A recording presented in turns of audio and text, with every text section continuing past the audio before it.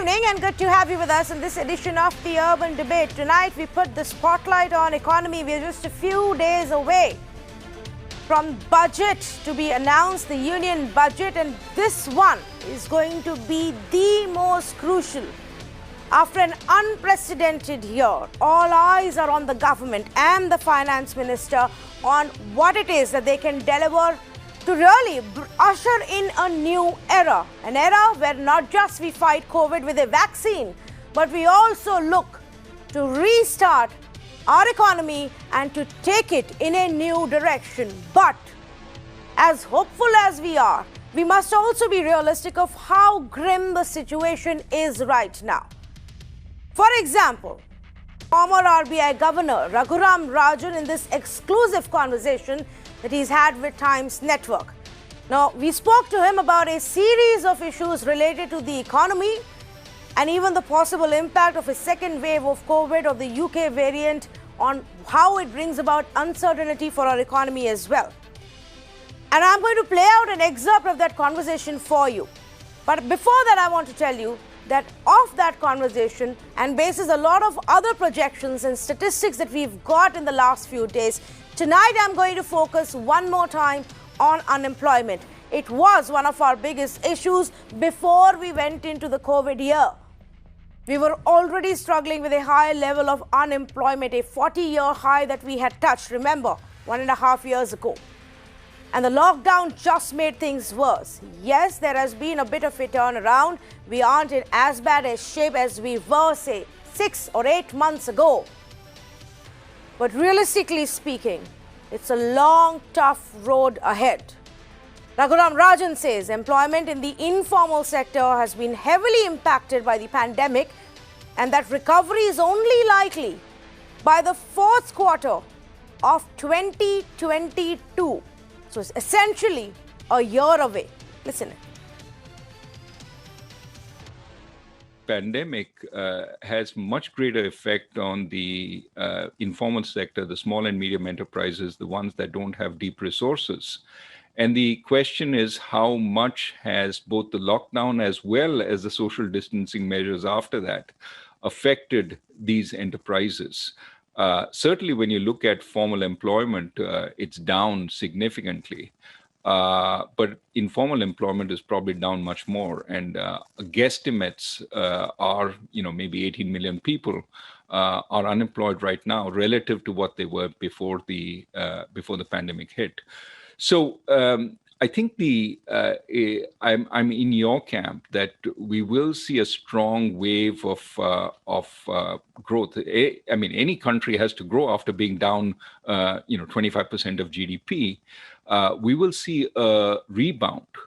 The question is, what are we doing to make up the lost ground? The World Bank estimates we will have lost $900 billion of GDP by the time this is over.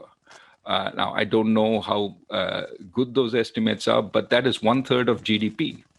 How long will it take to reach the track we were on before the pandemic? Now, for the US, people say sometime in the second quarter of this year, we will be back. For India, my guess is we probably will not be back till late next year, 2022, to where we might have been, before the pandemic.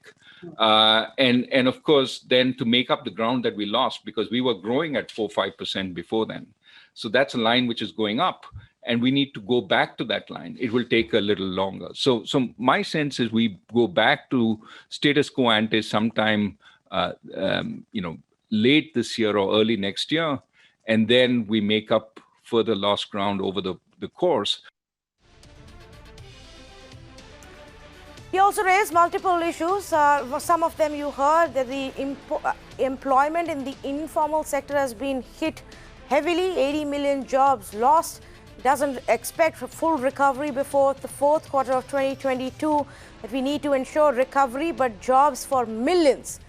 And prioritizing spending is key for budget. We've been saying this for a while, and over the course of next 2 weeks, we'll get you lots of voices on what their view is about how the government should go about this budget planning. Raghuram Rajan says we need reforms that will help fix the economy. Jhatka of the pandemic created problems for SMEs. A second wave, of course, is a major uncertainty for the economy. But let me also tell you, while this is one part, what is it the statistics are showing us right now? We constantly track the numbers that CMIE puts out. They track the employment data on a month-to-month basis. And again, if you look at the data that's come in for the month of December, unemployment rate has shot up over 9% one more time. So while there was a bit of a relief a couple of times in between after the lockdown opened and during the festival season, we seem to have again dropped when it comes to number of jobs being given. The other aspect is this estimates on our own growth that has been put out by Fitch Ratings. Now, Fitch estimates that in this year, our economy will contract by 9%. This is slightly more pessimistic than some of the others who've estimated it to be 7% for this year, contraction. But Fitch also says then for the next year, the growth could be 11%. Keep in mind the base effect. When you say minus 9% for this year, the next year's numbers do look much better at 11%. Where do we stand? And how grave is the unemployment situation right now in our country, especially in the informal sector? How long will it take for revival? Let's ask our experts who are joining us this evening. Gopal Krishna Agarwal, National Spokesperson for the BJP. Yamini Iyer, President and Chief Executive of the Centre for Policy Research. Mr. V.R. Sharma, MD for Jindal Steel and Power Limited, joins us this evening. Abhijit Sen, former Professor of Economics at JNU. Professor Aman Agarwal, Director and Professor at the Indian Institute of Finance. Great to have all of you with us. Let me actually start with a sense of how really the manufacture sector is functioning right now. Mr. V.R. Sharma, if you could give us an insight into that. Post the lockdown, as factories reopen, businesses restart, how much of the people have been able to get their jobs back? Yeah, thank you very much. I'm pleased to inform you that the steel industry is working at its rated capacity, I think 95 to 100%. There are no labor cuts and there are no layoffs. People, those who have been working with us since last year, they are all working. We have not retrenched anybody, and neither we retrench some people nor we reduce their salaries or wages. So everything is on streamline. Though there was a problem in the early part of the financial year, that is April, May, June, because many of the people, they have migrated to their hometowns and home states. That created some problem, but by June, July, this became a little normal. And now it is absolutely normal. There's no problem. But we are seeing that our MSMEs customers, they are still facing problem because many of the people, they have not come back to their workplaces. That is an issue. And if you see in the urban areas, the manpower is not available today, neither for the construction nor for some other jobs or miscellaneous jobs. So this is an issue where we requested Government of India to please start Indian Railway as fast as possible. This is one. Number two, we also requested Government of India, please go for one Bharat, one electricity tariff policy, so that in the entire nation, there is one electricity tariff that is maybe 3 rupees 50 paisa or maximum 4 rupees. And so that the companies or the MSMEs, they can put up their plants in any part of the country. Today, we have 32 different tariffs in the country. These 32 tariffs should be made one tariff. There's just last point I'll tell you. We have a great amount of strength of HNIs, those who are very high net worth individuals. They are taxed very heavily today at a rate of about 39 to 40% in total. I think Government of India should come with a proposal that the people, those who are in HNI bracket, if they put up some organization, some entrepreneurship they show, and they employ some 5-10 people, then I think this unemployment issue can be resolved to a great extent. Okay, that's an interesting suggestion as well that you've made, Mr. Sharma. But let me ask you this, since you said that a lot of the steel plants have pretty much got back to, functioning at 95% capacity. Where is this demand coming from? Where are you actually seeing more demand, and where are we still struggling in terms of your own clients struggling to get some business? Yes, a very valid question. There are two kind of demands which has come up. One is the pent-up demand, as Mrs. Nirmala Sitharaman declared last month that there was a pent-up demand, and this is the reason we have achieved a overall GST collection of 1,15,000 crores.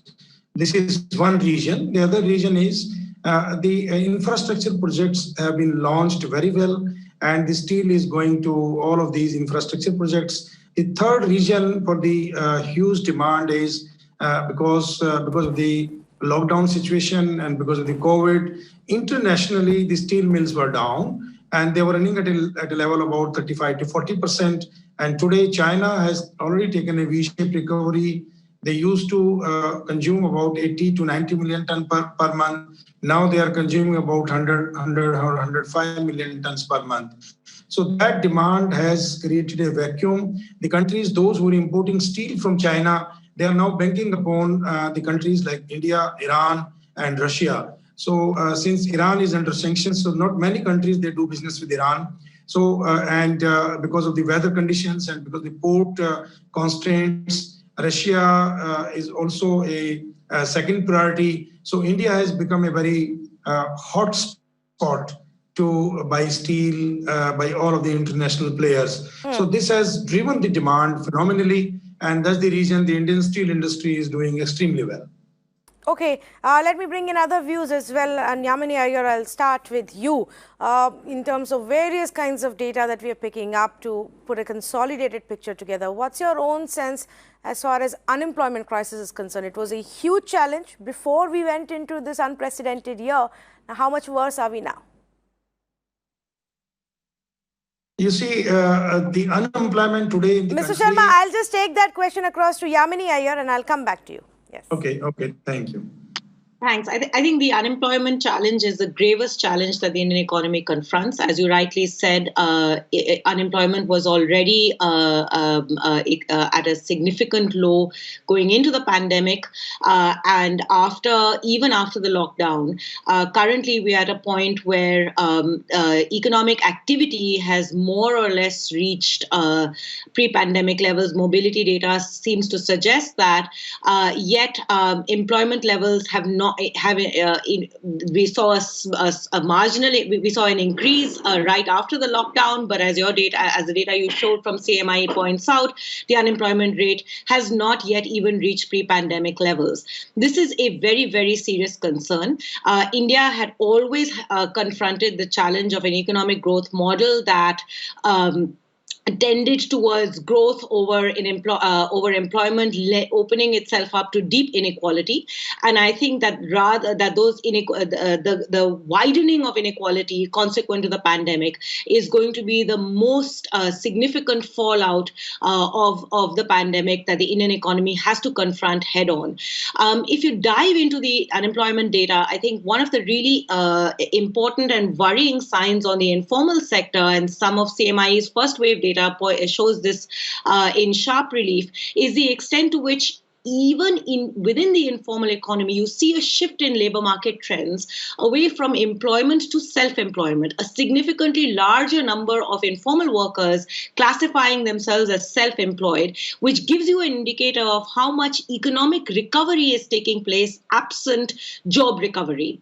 To my mind, the answers to this problem lie in what we have not done from the word go, which is to ensure that we provide expansive fiscal support, deepening public investment in infrastructure, and a much, much more robust social protection safety net system. NREGA has been the lifeline of the rural economy. You see that NREGA demand even today is at 50% plus more than pre-pandemic levels year-on-year comparison.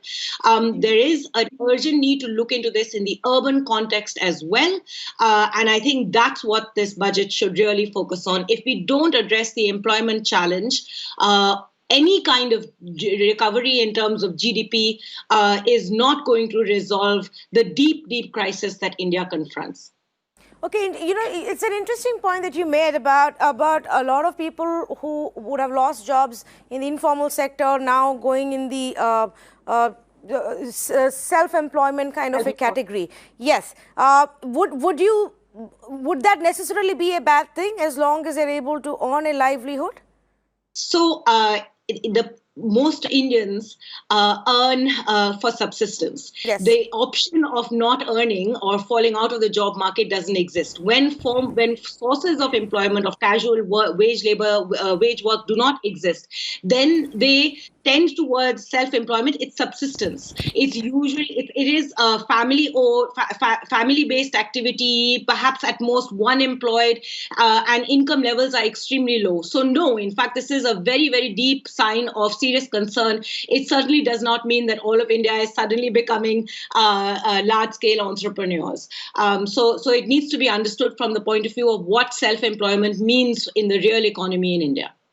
Okay, Mr. Gopal Agarwal, would you like to come in here, because this is the big part of the problem that we've been talking about for a while and is getting more and more prominent now. If you look into the economy and discuss anything on the economy, you have to see, because a pandemic has created a lot of problems, and Indian economy also is facing such kind of problems. So whenever anybody is talking about certain problems in the economy, I don't deny them. I accept that the problems are existing, and employment is one of the major challenge. But with that, what we have to discuss is the government doing something about that, and what the government doing is right or not? That's very important, because now the focus is on V-shaped strong recovery in the coming years, and is government helping that recovery? So I'll give you some examples where the government is taking great initiative and they are bringing a result. One thing is, I agree with Yaminji on partly that a lot of people have lost their job and moved to the self-employment. Government focus has also been there. Even there is a strong scheme by the central government about Redi Wala, Patri Wala, unorganized sector. Even FPO is being promoted. So that is one area where self-employment we are focusing on, so that unorganized sector, which has felt the burnt of this economic contraction, get some support. Second thing is, as far as government spend is concerned, government is continuously going for large-scale infrastructure development, and that we see that all the basic raw material, there is a huge demand, and their prices has gone up.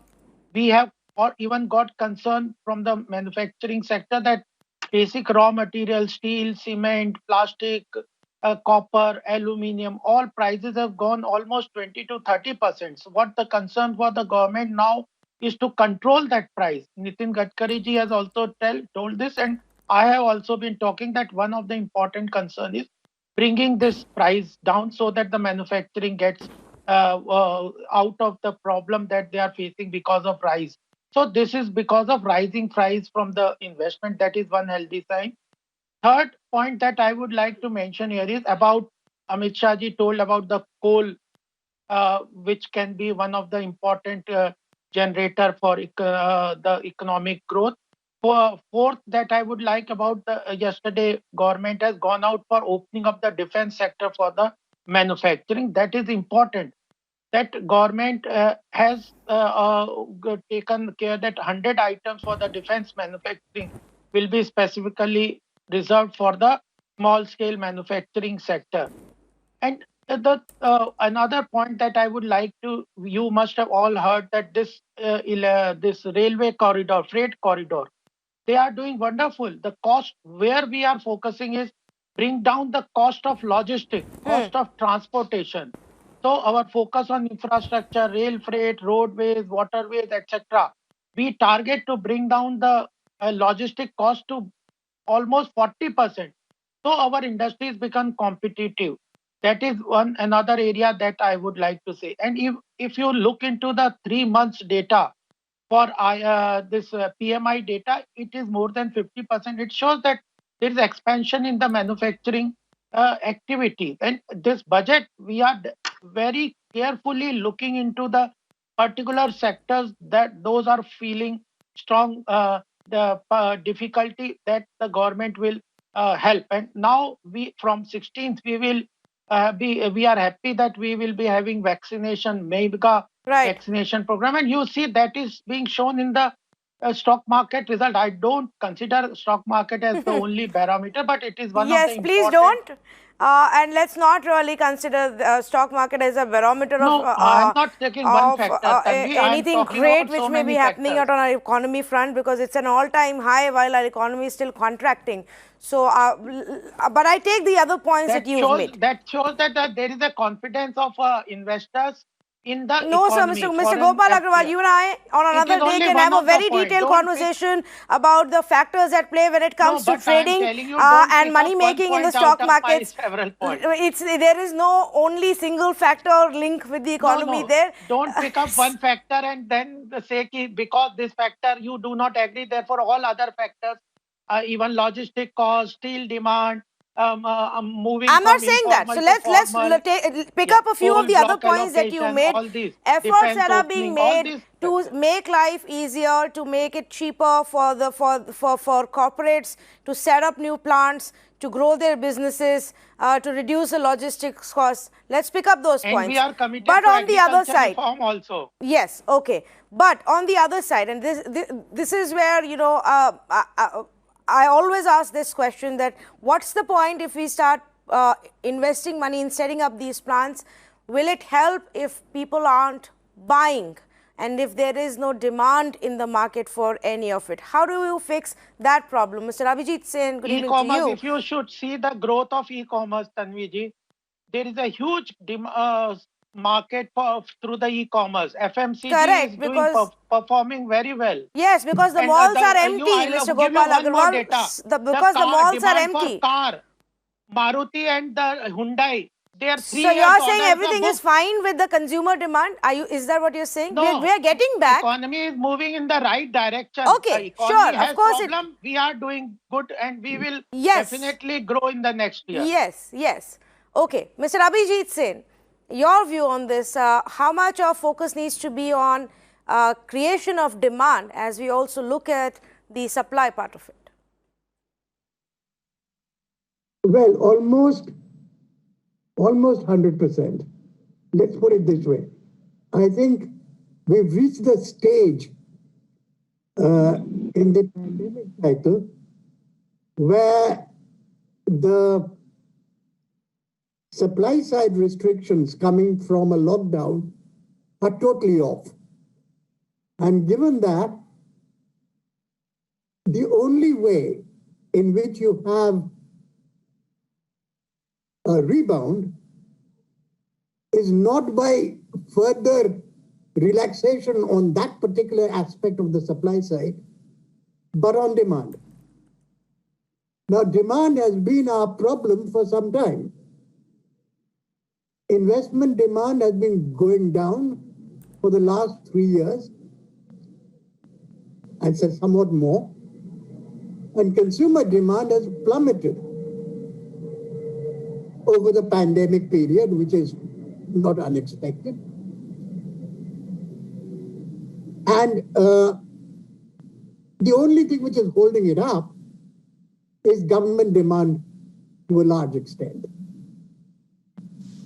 The government has, however, been rather tight-fisted compared to governments all over the world. The extent of fiscal stimulus that has been given in India is very, very small compared to almost any other country in the world. Not surprisingly, our GDP performance is also not commensurate with what is happening in the rest of the world. We seem to be much more concerned about what credit rating agencies might say about our fiscal position rather than about the economy per se, because I think At the moment, everybody would agree that the demand side problem is the problem, as you rightly pointed out. However, let me just say one more thing. I think it's not just the demand side problem.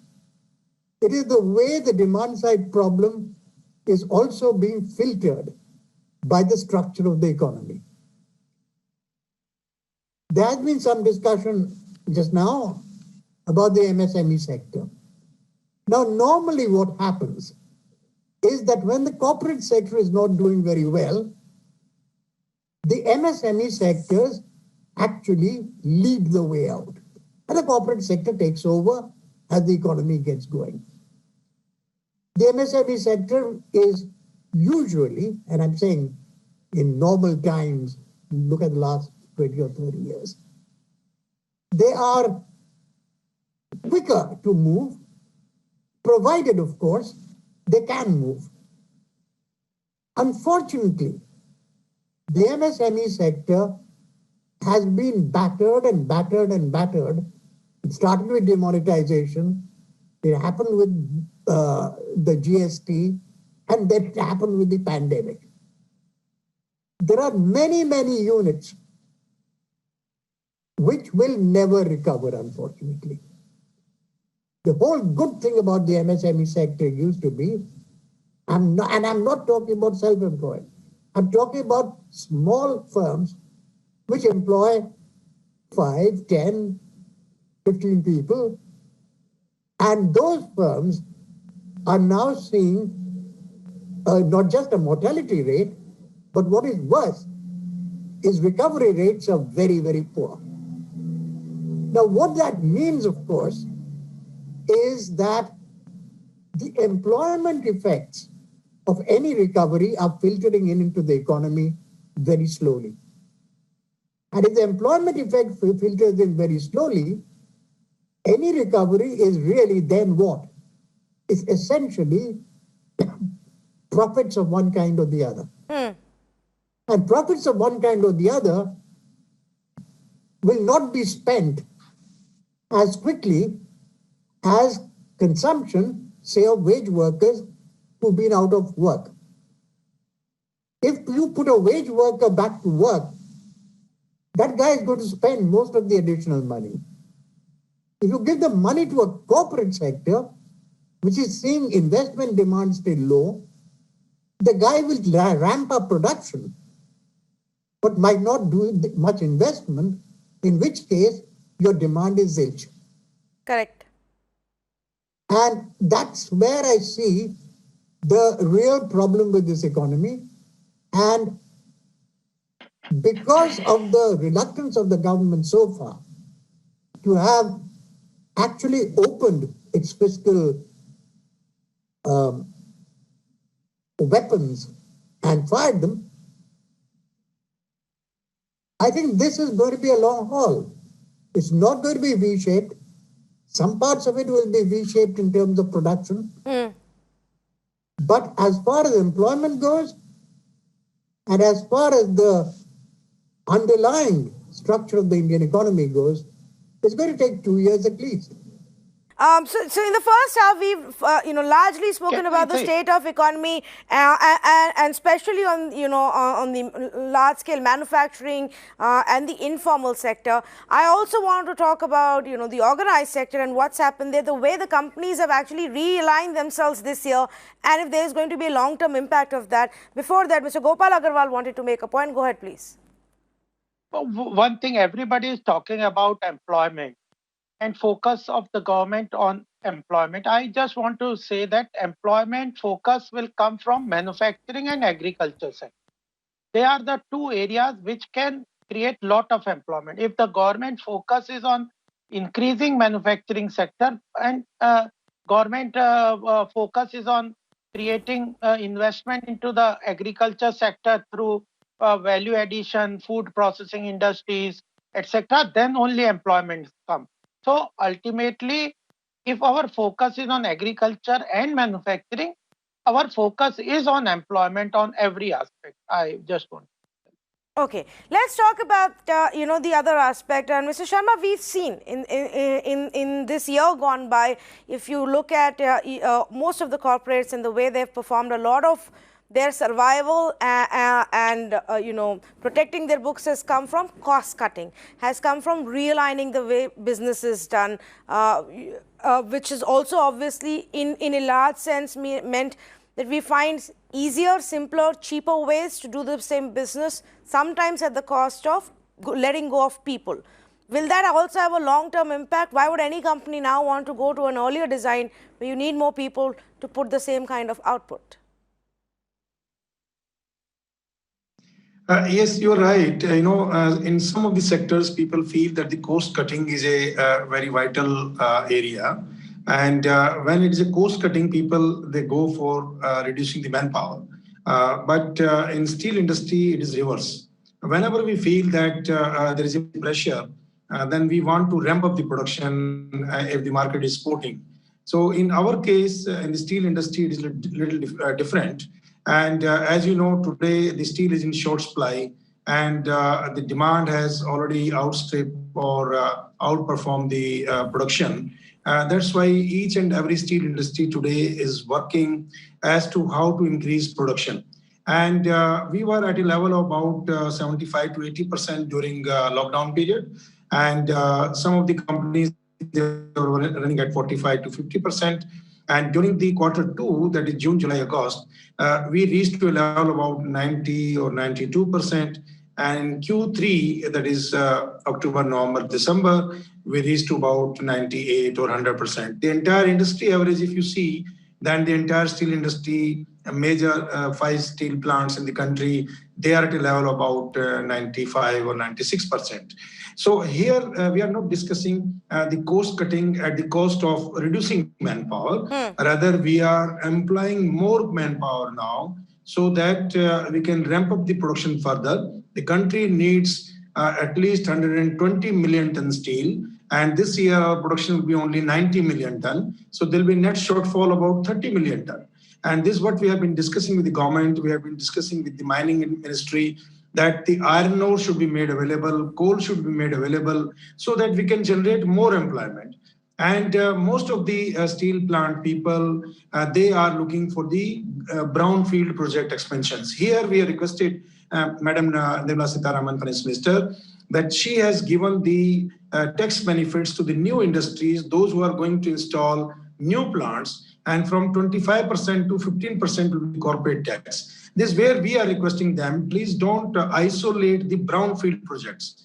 We are requesting them that you allow us, as a brownfield industry, you allow us to go for the expansions, and you give us all those benefits what you are extending to the newcomers. And if you give us this 15% of corporate tax advantage, then we can do many expansions, and we can generate employments in lakhs and lakhs of manpower.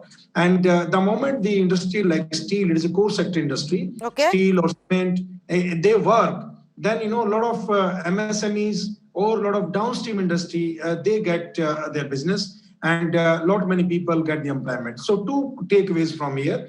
One is Government of India must allow the brownfield projects to come up, and the tax benefits should be given, extended to the brownfield projects also. Number 2, One Bharat, One Electricity will change the nation. Today, I'm sorry to say that in a large country like ours, when we are selling power to the grid at 2 rupees and 50 paisa maximum per unit, whereas in Tamil Nadu, people are getting that power at a price of 15 rupees per unit, UP is 10 rupees per unit, Maharashtra is 12 rupees per unit, and so on and so on. So we have 32 different states and United different tariffs. Yes. So each and everybody is having a different power tariff. Right. So this is what we need from Government of India. Okay, let's see if this gets factored in as far as the budget announcements are concerned. Just a clarification, yes, for our viewers to understand, greenfield projects is essentially completely new projects that any industry would like to set up and start afresh. And what Mr. Sharma is saying, the support which is needed for many of these industries are for brownfield projects, where there is already an existing setup, but you want to add to it, and you need incentives from the government to do this, to that. Yes, Mr. Gopal Agrawal, go ahead. Briefly, I would just like to tell from Mr. Sharma and other thing is, as industry has lot of demand, middle class income people have lot of demand from the government, manufacturing has lot of demand. Government also has certain demand from the people. They should stand for reforms, because if you are talking what Mr. Sharma is talking about, power sector reforms, how much hue and cry it will create. It will create, everybody may be put to certainly all restrictions. At 3 point, I just briefly would like to mention here, this production linked incentive scheme is bringing very good results, and we are going to expand this in many more industries. That is also bringing good results. GST figures for the last 3 months showing that there is a huge growth and good results. Right. And the third point that I would like to mention is that virtual e-assessment is now taken up, and it is completely, though it is create certain procedural problems have been and technological hiccups are there, but it will completely eliminate the corruption which industries and common men were always facing with the income tax department. They don't know, people for the assessee doesn't know who he's filing return with, and even the assessing officer does not know whose return. So that is completely only way through which the large scale corruption in the income tax department will go. Next year, I'll tell you, I am a chartered accountant, I tell you it will bring a huge difference in ease of doing business for and paying tax. Okay, I'm a taxpayer. Next year we will have a conversation about our experiences with you, Mr. Agarwal, and then see where we've reached. Absolutely, completely with an open mind, I'm saying this. Professor Agarwal wanted to make a point as well on this before I go back to Abhijit Sen. Yes. Yes, thank you, Tanvi. I think, just to add on, but I must say that, what Gopal said and what my previous speaker said, they need to be still reforms, because in terms of electricity, there is a binding of minimum consumption which is there, which does not allow people to save, because if you save, you are still penalized, especially in Uttar Pradesh and various other states, for not consuming electricity, which is being done by electricity providers. Secondly, I think the banks also need to play a more proactive role. Instead of misleading RBI rules which are being done by these days, especially with current accounts. I have come across a recent case only today, wherein the bank is saying that we'll close your current account because you have an OD running in another bank account, where the OD is only to the tune of only about 25-30 lakhs or so, and they're going to close the current account, and they're given a deadline of either you close the OD. Now, if that is the way businesses are going to run, how will companies, and Gopal would know, he's a chartered accountant himself, how would companies run who have, small MSMEs, who have small loans ranging from anywhere between 1 to 2 crores, and the RBI guidelines is only for new accounts, whereas where I was there on Lok Sabha TV when this thing was launched in August. But I'm shocked to see that the banks are mischievously playing this role, which will actually curb growth as against induced growth. And this is what has happened in the past also, where at the grassroots level, banks ultimately throttle the growth which the government is trying to bring in, and even the RBI is trying to do by giving wrong information. Okay, so let me ask you this follow-up question, because you raised this point. We also can't be in denial, Professor Agarwal, of the state of the banks. They are in a very precarious situation itself. Many of them have had to be rescued by the government and the RBI just in the last couple of years. We don't even know how bad the situation is right now, because they're not declaring the bad loans, and they won't for another 6 months. So only 6 months later maybe we'll find out. So can we really blame the banks right now for being so strict or careful or hesitant?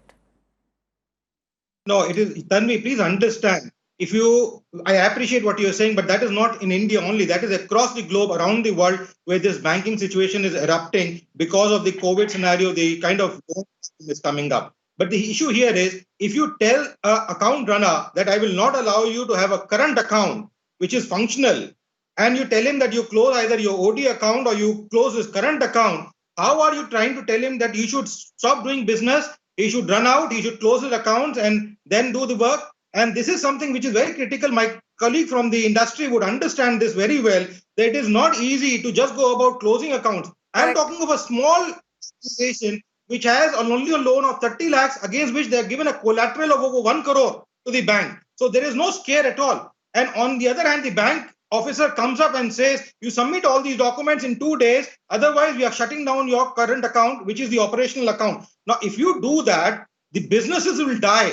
They cannot function. And as if the businesses don't function, this 18 million job loss will turn out to be over 100 million job loss, because the MSME segment is the largest employer of the people across the country, not only in India, but even in each part of the world. Okay. So this is where... I mean, we've done everything in that sequencing in the wrong order. Okay, it's a very interesting point that you've made. Let me bring in Yamini here as well and see what she has to say about it, and then Gopal Agarwal can respond to it. Would you agree that a lot of the revival that we've seen right now is coming from the large industries, but the pain which is there in the smaller segment, in the SME segment, is still not getting addressed? Oh, absolutely. I couldn't agree more. And I think the data is there there is no debate, because the data is telling us what's actually happening in the real economy. And I think the challenge that we confront right now, especially coming up in the opportunity perhaps that is presented by virtue of the fact that we are heading into a new budget, is to recognize this head on, recognize for whatever reasons the government has chosen to keep its fiscal purse tightly closed. It's time to open it up. We've already been, we're already in a position, because I think in my view, we delayed opening up our the fiscal purse generously, as we ought to have right at the start of this pandemic. Things may have looked different, but there's still an opportunity, and it's time to take that opportunity, realize where the economy is. I think that we have to think about this in two phases. There is still a lot of relief that needs to be provided in order to ensure that the current crisis of employment and the current structural pathway of recovery that we are taking doesn't lead itself to further distress for the informal economy, which is already teetering at the edge of distress. This means generous social protection, and at the same time, far more in focused attention at both bank recapitalization, addressing the transmission issues that would allow the small and micro enterprise, medium enterprises in MSME sector to really lead the way. Any growth that is based, as it currently is, on a corporate on corporate recovery is not going to address the core fundamental challenge that the economy confronts today. Don't forget, this is not a new challenge. It is part of the structural challenge of the Indian economy. The pandemic has just brought it out in very sharp relief. We need to fix it urgently.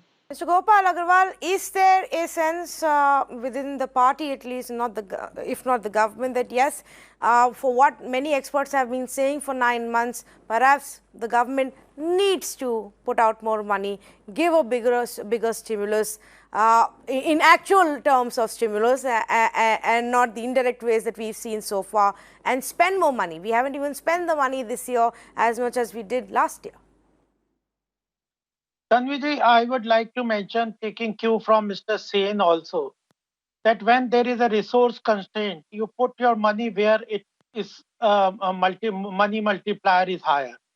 So government has used that strategy. I am very sure that large corporate industries, etc., could government thought that they will be able to sustain through credit availability, and RBI has done exemplary work by pushing liquidity into the system. It has helped two ways: that it has given credit, and also have with liquidity there is an increase in demand also that we see in many of the industries. I gave you one example, that car sales have, car manufacturers have their 3 years manufacturing book full.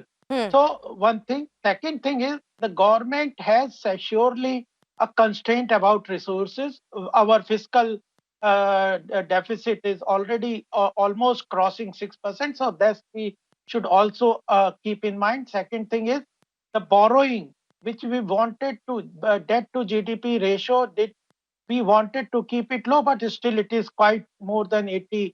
And government is not keeping this as a constraint. It is continuously going to spend more money, put money into infrastructure, etc. But this has to be kept in mind.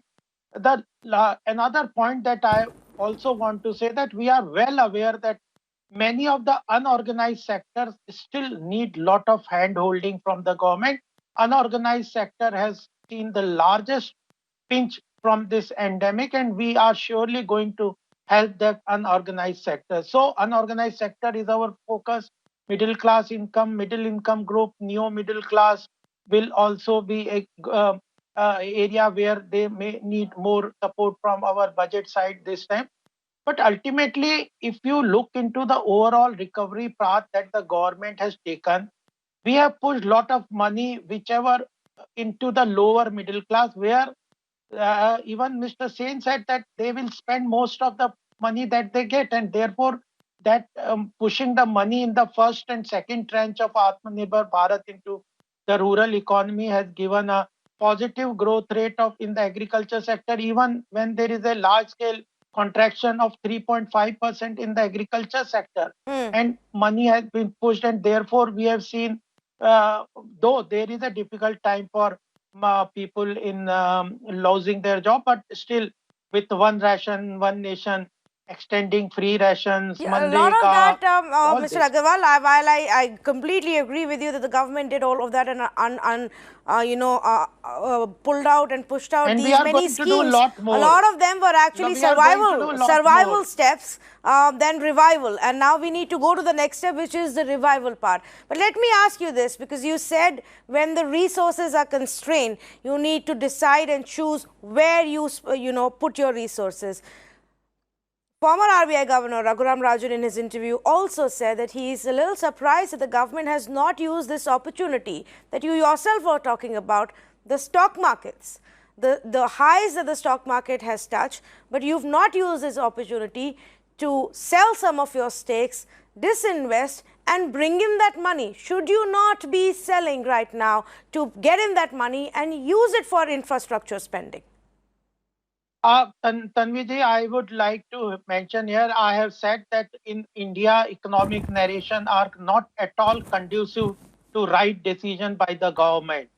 I agree with you that even though the stock market has gained a lot, it is crossing all limits on the upper circuit.